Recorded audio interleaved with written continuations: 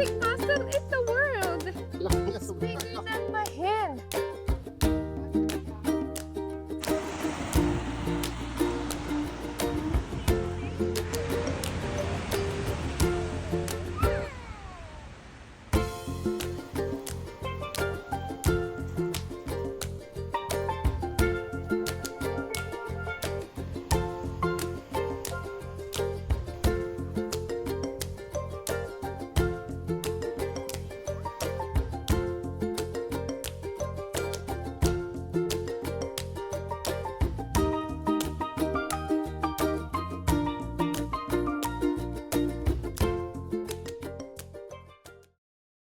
Good morning. We're going for another beach adventure. This is our third day here at French Beach. Actually, parang bitin pa siya. Okay, let's go. Hello, Rain. Go in the car. We're gonna hike down. I'm gonna go to McCallum Road though. What can you say about going to Mystic Beach on your way here? My friend goes Like on our way here? Mama, My dad thought he could be mysterious and take a random car trail. And it just ended up in a pile of garbage. Papa! Hey, Mommy. Okay, we're gonna go hike down. I have to focus where I'm going. Because we're hiking.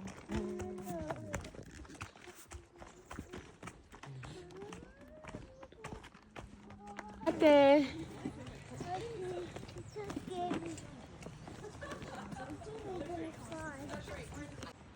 Naririnig ko na yung tubig.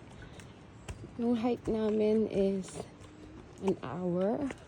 Kasi, syempre, pag may ma-date ka, madaming stops.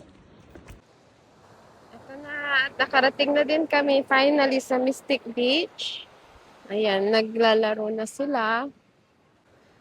Maganda siya kasi Pacific Ocean nga. Sobrang maalon. At meron siyang falls doon. Doon nagpupunta yung mga tao. Very beautiful.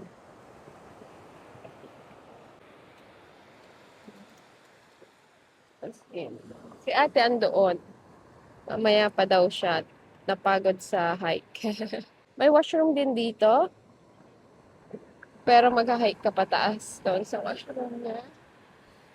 Tapos mag-stay kami dito siguro na 2 hours. Try namin puntahan pa din yung lighthouse dito. Madami ka actually mapapasyalan. Kasi, syempre, sa ibang campsite, doon pa lang sa mismong campsite.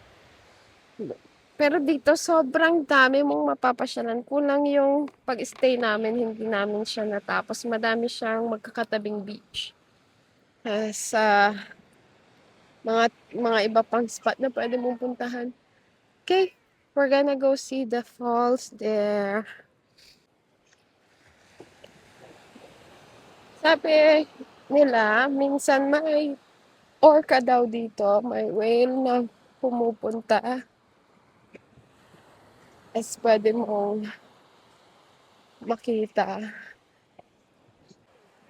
Sa mahilig sa tahong, ayan, kumpul-kumpul sila. Ang lalaki pa. Ayun pa. Ayan. Nag-show off lang sila dyan. Sobrang lalaki nila. Doon punong-puno ng mussel lahat yan. Ito yung falls na sinasabi ko.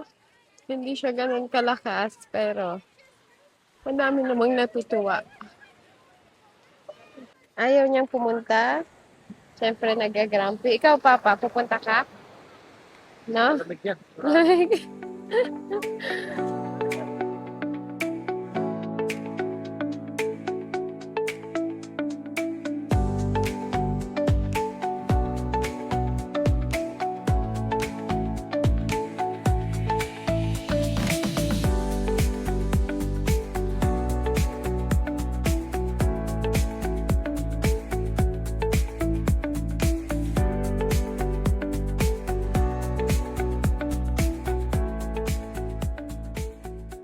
Our next stop is Sheringham Point Lighthouse. Sheringham Point Lighthouse. We are still at Souk. This is our second hike for today.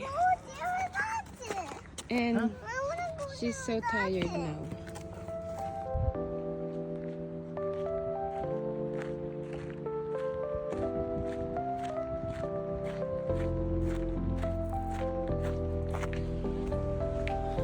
Ganda. Ang ganda.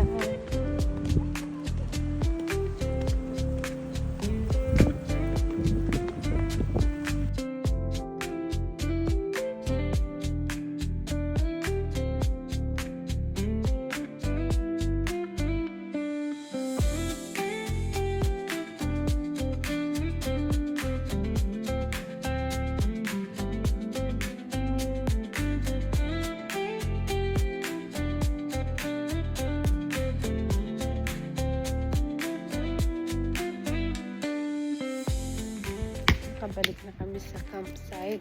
Napagod si Lauren, kaya yan siya tulog. Si ate napagod din na doon siya sa sasakyan. Kami naman ni Tristan mag-iihaw ng dinner. Tapos syempre hindi mawawala ang aming pamparelax.